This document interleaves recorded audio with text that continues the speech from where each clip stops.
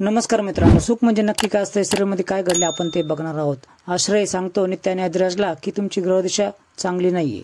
अधिराज आणि नित्या आश्रयच्या पाठीमागं जात असतात।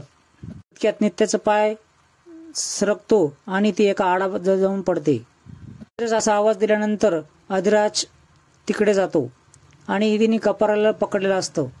अधिराज तिला वर काढतो। पण तोल गेल्यामुळे मी पडले असं ती बोलते। बघा तुम्हीच, शालिनी तुमच्या आजूबाजूला नसले तरी तुमच्यावर संकट ओढवत आहेत असं आश्रय बोलतो। बाजूनी जरी संकट आले तरी डगमगू नका, तुमच्यावर संकट येणार आहेत, सावध व्हा असं आश्रय सांगतो। दुसऱ्या दिवशी तात्याला कुणाच तरी फोन येतो आणि पंचनामाला कोणीतरी येत आहेत असं त्यांना निरोप भेटतो। ईशान तिथे वेषांतर करून येतो। विमा कंपनीकडून आला आहे, तुमच्या शेताचं नुकसान झालं आहे ना त्याच्या सर्वेसाठी। आज मी वरच्या अधिकाऱ्यांचा फोन ठेवला आणि तुम्ही तिथे लगेच आलात, आश्चर्य व्यक्त करतात तात्या। त्याच वेळेस कुलकर्णी किंवा नांद्रेकर असेल असं ते बोलते। देखील सर्वे करावा लागेल। त्याच वेळेस विमल अंदाज व्यक्त करते की घराचा का बरे। ईशान बोलतो की घराचा पण करावा लागेल। घरामध्ये येतो त्याच वेळेस तात्या अंदाज व्यक्त करतात की तुम्हाला कुठेतरी पाहिल्यासारखं वाटतंय हो। राज आणि नित्या देवीच्या मंदिरामध्ये दिवे लावतात। सर्व जुळून येता सर्व मोडून का पडलं आहे असं देवीला नित्या विचारते।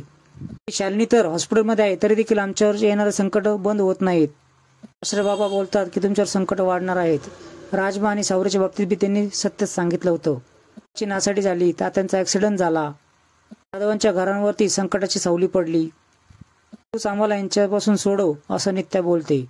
तिथे जोगतीने येते आणि तीच वाट शोधण्यासाठी मी कोल्हापूरला गेले होते असे बोलते।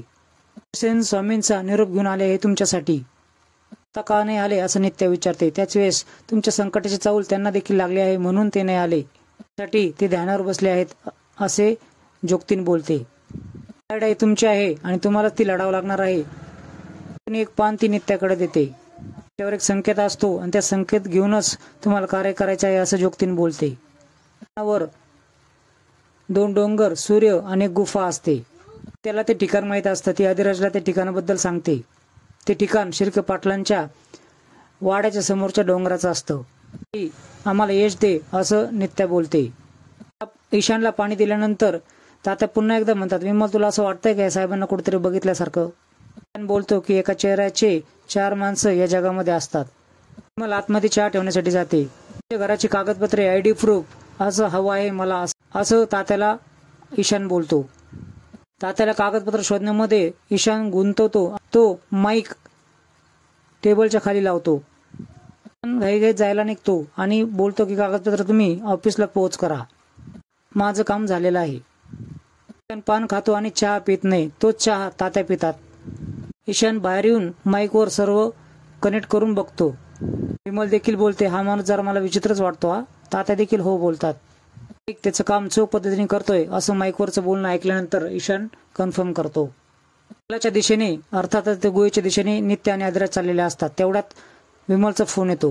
त्यांच्याबद्दल ती काळजी व्यक्त करते, कुठे आहात तुम्ही। आम्ही सुखरूप आहोत, दोघे असताना आम्ही सुखरूपच असतो असं नित्या बोलते। सर्व ठीक आहे का असं नित्या विचारते।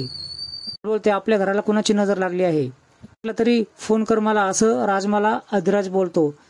नित्या बोलते कोणी अनोळखी व्यक्तीला घरात घेऊ नका। बोलतात आताच एक माणूस येऊन गेला, कोण होता तो व्यक्ती असं अधिराज विचारतो। जाऊद्यात, घरात सर्व ठीक आहे ना असं नित्या विचारते। फोन ठेवते। दोघेही त्या गुफेपाशी येतात। मशाल पेटवतो पण ती मशाल लवकरच विझते। पेटवायला लागल्यावर त्याचं लायटर खाली पडते। ते लायटर सापडतच नाही, तेव्हा तो टॉर्च चालू करतो मोबाईलचा।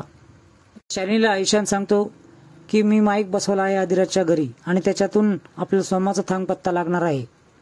शालिनी शब्बास असं बोलते। अधिराजने सोमाला नवीन ठिकाणी शिफ्ट केलं आहे, ते ठिकाणाचं थांग पत्ता लागण्यासाठी आपल्याला याचा मदत होईल असं तो बोलतो।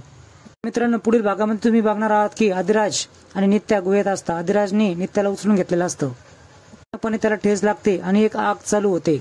आणि देखील त्या त्रिशूळाबद्दल शंका व्यक्त करत असते। ते त्रिशूळ त्यांच्या हाती लागलं नाही पाहिजे असं बोलते आणि खूप मोठे वटवाघूळ त्या गुफेतून बाहेर पडतात।